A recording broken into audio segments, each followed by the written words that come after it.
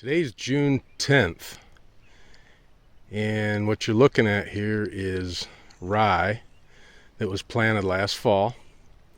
It was overseeded right into clover, and this rye germinated last fall in September and fed deer in October and into November. And rye is one of the last things to stop growing before winter sets in.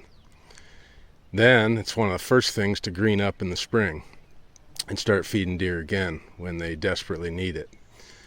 So this rye that you're looking at right here, though, is in what it's called its anthesis stage, or its dough stage. The easiest way to see that is all those pollen tubes that you see hanging on to those seed heads right there. That's pretty much a dead giveaway that if you roll over this rye right now, it will kill it. Now, that's a little bit controversial because there's some experts that say that just using a standard lawn roller, a flat roller like this, won't work. But I've tried it and it's worked for me. So I'm showing you right now what I'm doing, rolling down this rye, and I'll come back in a few weeks and take some more video in July. And I'm pretty confident that I'm going to show you that this rye that we've laid down here is dead. And the wonderful thing about it is that when you lay it down like this, you're providing basically armor for your soil. By the way, it's not going to kill the clover. You will set back that clover a little bit temporarily, but it'll pop right back up and it'll be beautiful. The benefits of this thatch right here that we're laying down are many. There's really four main ones, though. When you put down that nice thatch layer to armor your soil, you're first of all, you're moderating the temperatures so that the soil doesn't get too cold or too hot. It retains moisture. It inhibits weeds. Very small weed seeds have trouble making it through that thick mat, and so it will work as a weed inhibitor, not to mention the allelopathic properties that rye has just naturally, a chemical in rye that helps to control weeds to some degree. But then it also will eventually decompose and break down and be nutrients for future plantings, future rye and clover, and maybe some radish and other things that we'll throw into the cocktail here.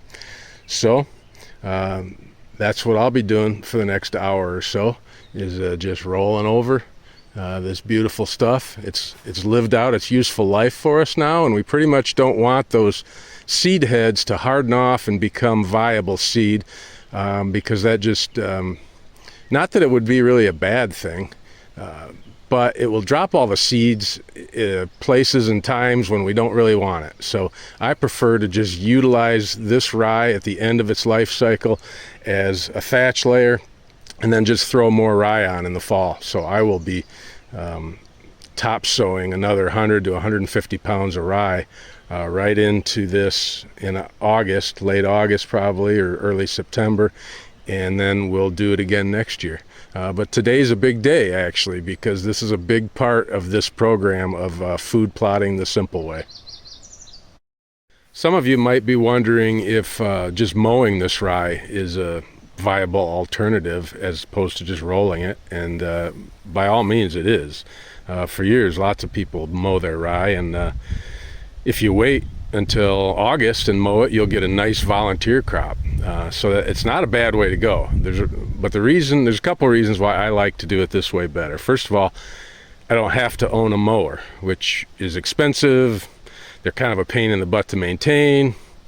You know, with gas prices what they are, it costs a little bit more to run them than this low-tech piece of equipment right here. So this is just a cheaper way to do it and easier. And a mower, a lot of times when you're mowing something like this, this is 5 foot tall grain, it will windrow and not really spread that thatch out as evenly as when you roll it like this. So I just think for a lot of reasons this is the way to do it. For years I did mow rye every year in the fall, as you know, and let it got that volunteer crop, and it worked very well.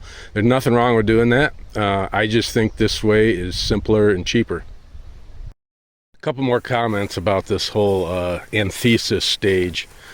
So you might be wondering, well, what happens if I don't get this right? I mean, you can see right here that these, the seed heads have just, those pollen tubes are very easy to tell.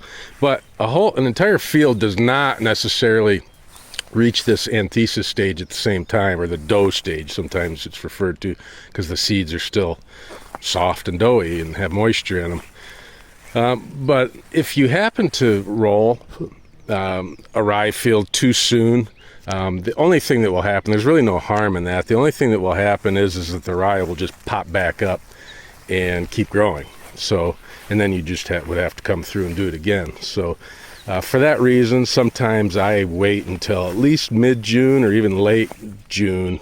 There's not going to be any harm in waiting, but I also get antsy sometimes, and that's kind of the way I am right now. I'm just kind of antsy. It looks to me like this field is ready to be terminated, so there's no sense in waiting. So I'm rolling it today.